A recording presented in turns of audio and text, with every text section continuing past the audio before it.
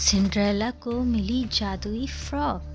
फूल नगर में एक सिंड्रेला नाम की एक लड़की रहती थी। सिंड्रेला के माता पिता की मृत्यु के बाद उसके बचपन में ही हो गई थी, जिसके बाद सिंड्रेला अपनी नानी के साथ रहने लगी। सिंड्रेला की नानी के पास इतने पैसे नहीं थे कि वो उसे अच्छे कपड़े और खिलौने ला कर दे। सिंड्रेला को हमेशा से ही एक लाल फ्रॉक खरीदने का सपना था, लेकिन उसकी नानी बस इतना ही कमा पाती थी जिससे उन्हें रोज का भोजन मिल जाया करे। ये सब देखकर सिंड्रेला कभी अपनी नानी को इस बात की परेशान नहीं करती थी। एक दिन सिंड्रेला ने रात के खाने के समय अपनी नानी से बोला कि वो अपनी छोटी उम्र से के बच्चे को ट्यूशन पढ़ाना चाहती है, जिससे घर में भी मैं आपकी मदद कर सकूं। सिंड्रेला की बात सुनकर उसकी नानी बात मान गई। अगले दिन से ही सिंड्रेला ने छोटे छोटे बच्चों को पढ़ाना शुरू कर दिया।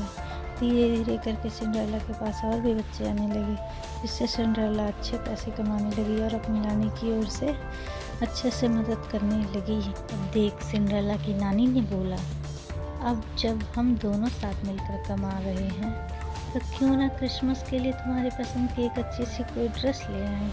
ये सुनकर सिंड्रेला बहुत ही खुश हुई और उसने नानी के साथ जाने के लिए हाँ कर दी। उसी रात पास में लगे एक मेले में दोनों सिंड्रेला के लिए एक ड्रेस खरीदने के लिए गए।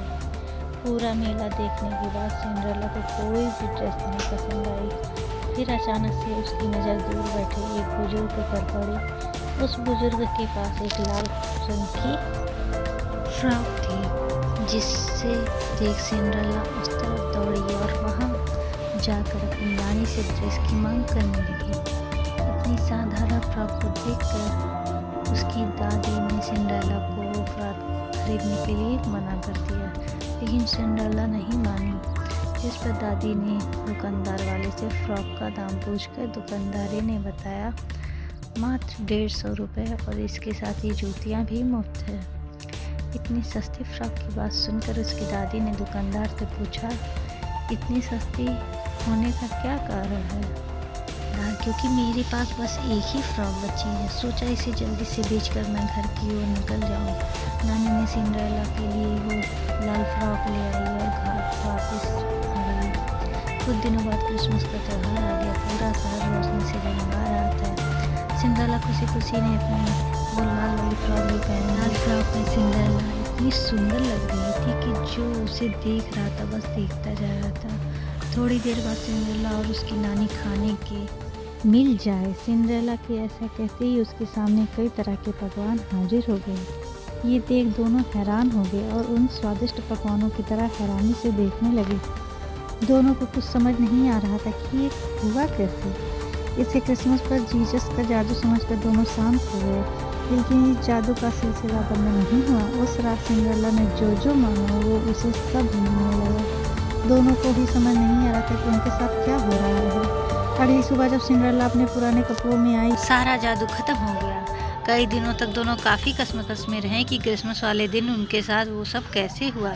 एक दिन सिंड्रेला और नानी को पास के किसी समारोह में जाने का निमंत्रण मिला और एक बार फिर सिंड्रेला ने अपनी लाल वाली फ्रॉक पहनी।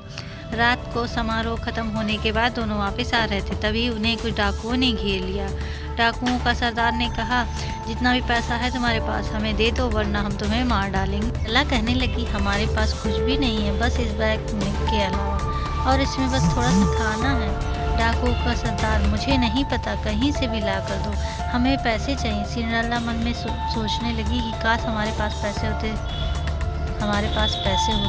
सिंड्रेला ने इतना कहते ही उसके हाथ में ढेर सारे पैसे आ गए। ये देख सारे हैरान हो गए। डाकुओं का सरदार वो पैसे छीन लेता और कहता, डाकुओं का सरदार, तो तुम्हें जादू भी आता है, अब जल्दी से हमें ढेर सारे हीरे मोती दो, वरना हम तुम्हारी नानी को जिंदा नहीं छोड़ेंगे।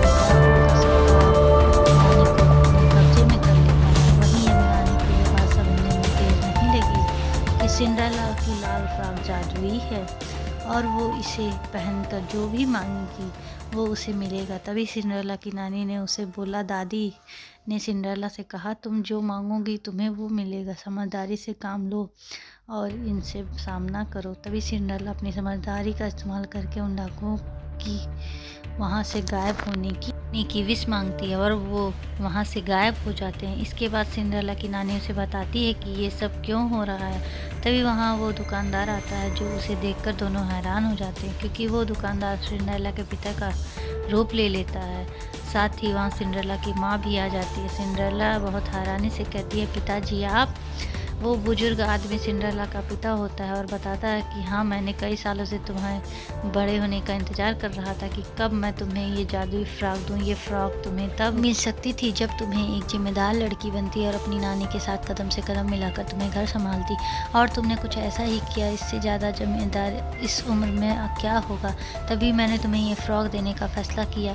नानी कहती हैं कि पर बेटा, तुम्हारी तो मृत्यु हो गई है, फिर तुम वापस कैसे आए? सिंड्रेला की माँ, और मेरी मृत्यु का समय वो नहीं था जब हमारी मृत्यु हुई थी। इसी वजह से हम भटक रहे थे। भटकते भटकते हम एक परी के पास पहुँचे। उस परी की हालत बहुत ख़राब थी और वो बहुत कमज़ोर थी। हमने उसकी मदद की थी। मदद करके ने के बदले उन्होंने हमें जादुई फ्रॉक दी, जिसके बाद हमने तुम्हें ये देने का फैसला किया और हम तुम्हारी जिम्मेदारी होने का इंतज़ार कर रहे थे। ये सब सुनकर सिंड्रेला बहुत खुश हुई। वो अपनी बात कहकर सिंड्रेला के माता पिता वहाँ से चले गए और उन्हें मोक्ष की प्राप्ति हुई। सिंड्रेला भी अपनी नानी के साथ चली गई। साथ ही सिंड्रेला को मिली जादुई फ्रॉक वो भी कभी गलत इस्तेमाल नहीं करती और ये राज सबसे छुपाकर हमेशा के लिए रख लेती है।